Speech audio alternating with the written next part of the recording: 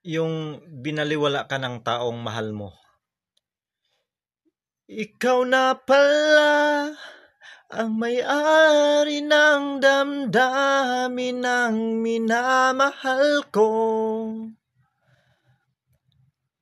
Pakisabi na lang na wag nang mag-alala at okay lang ako.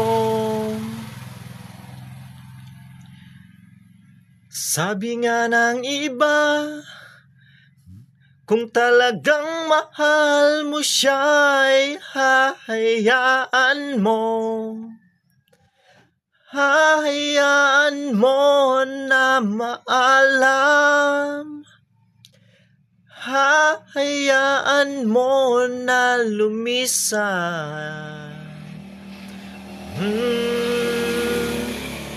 Kaya humihiling ako kay Bathala, sana ay hindi na siya luluha pa. Sana lang